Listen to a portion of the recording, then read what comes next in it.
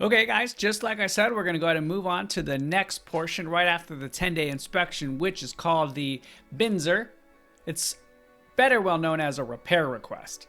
They have their inspection. They have an inspector come out and give them a report of everything they find in the property.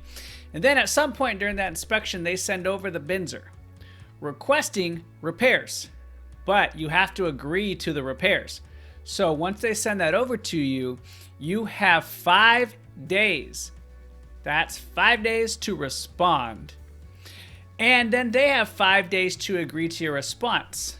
So without thinking through it too much and over analyzing, basically you need to come to terms on what repairs they want done and what you are willing to repair.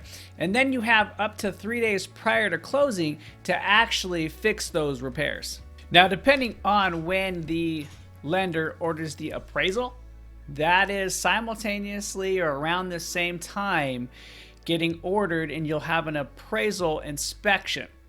Now, this is where it was important on when you were negotiate the type of loan, because depending on the loan type, FHA, VA, conventional, they might ask you to repair certain things on the house, and that becomes a condition towards closing on the loan.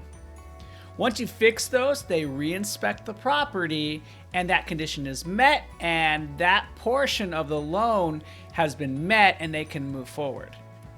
Even more importantly, the appraiser is giving their subjective opinion of value on that day, checking comps and checking the type of house it is within that subdivision or within a relatively close radius to the house, making sure that what the buyer is paying for the property is what the house is worth. If the appraiser comes in with the value in their opinion being lower than the property is being sold for, that is when the appraisal contingency kicks in. And here are your options.